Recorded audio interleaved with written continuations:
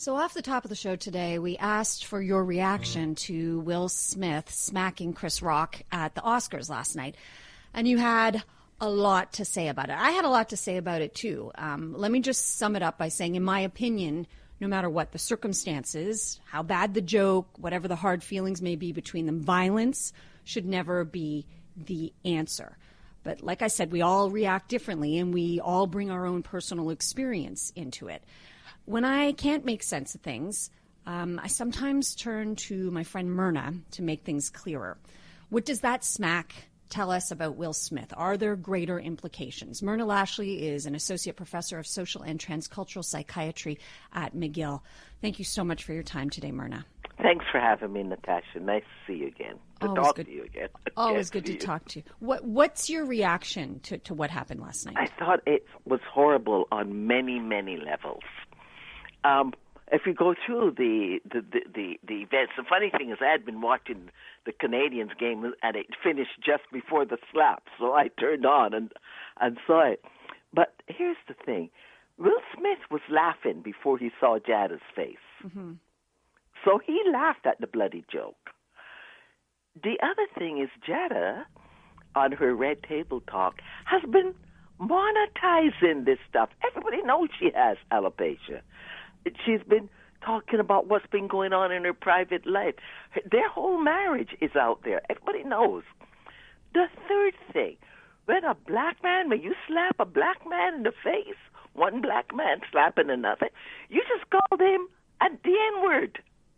That is like one of the most egregious things that one black man can do to another. Fourth thing, whether we like it or not, kids look up to celebrities. Mm-hmm. So when he did that, what has he told kids, and especially little black boys, about how to settle conflict? You go and hit them. Yeah. Now, if you are a celebrity, if you're a comedian, and you're on stage, do you now have to worry that somebody's going to come up and smack you in the face if they don't like a joke you did? I mean, Ricky Gervais did it at the Golden Globes, and people said that's horrible, and a lot of us didn't like what Ricky Gervais did. Yeah. Nobody hit anybody. I mean, on so many levels. And then the crying at the end, and God is leading you. God is leading you to be violent. You're going to talk to me about love after you just slap somebody. And how do you hit somebody and then go and sit back down quietly and nobody throws you out? Nobody does anything. So that ties into the meme that there's a law for the rich and one law for the poor. Mm-hmm. I also feel that some people may have been loath to throw them out because there were two black men and nobody wanted to get called racist if they had intervened. Another thing is, if either one of them had been white and the other one black, people would have intervened. So if Will Smith had slapped a white comedian, Will Smith would have been thrown out. If white Will Smith had slapped black Chris Rock, both of them would have been thrown out. It just doesn't make sense. This man is melting down before our eyes. We talk about Kanye West. We talk about melting down. I think we just saw Will Smith melting down. And as sure as God made little green apples, I'm waiting for the announcement that he's entered rehab and is getting help, and Chris Rock isn't pressing charges, because how do you press charges against somebody who's going through mental health difficulties? I mean, it's abhorrent no matter how you slice it.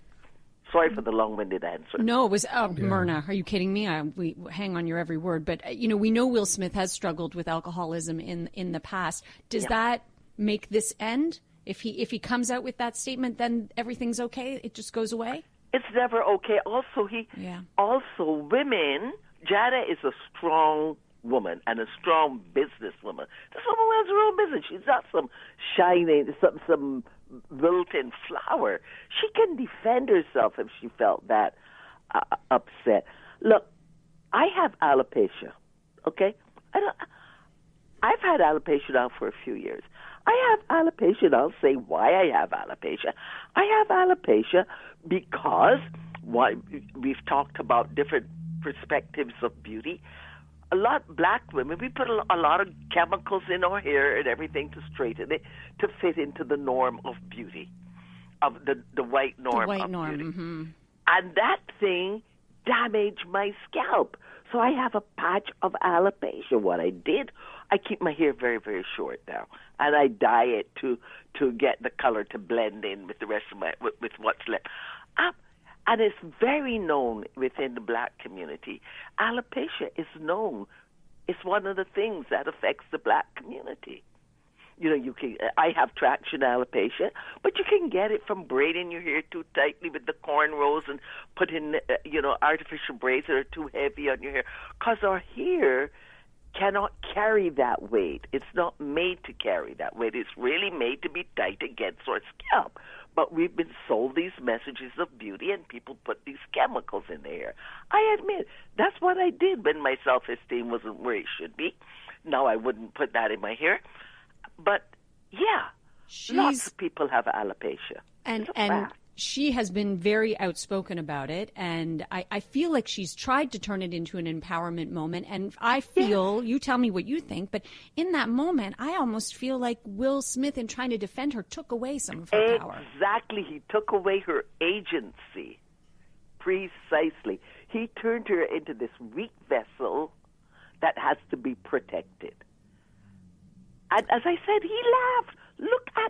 Go back and look at it. Yeah. He was laughing until he saw Jada's face. And what she did was she rolled her eyes.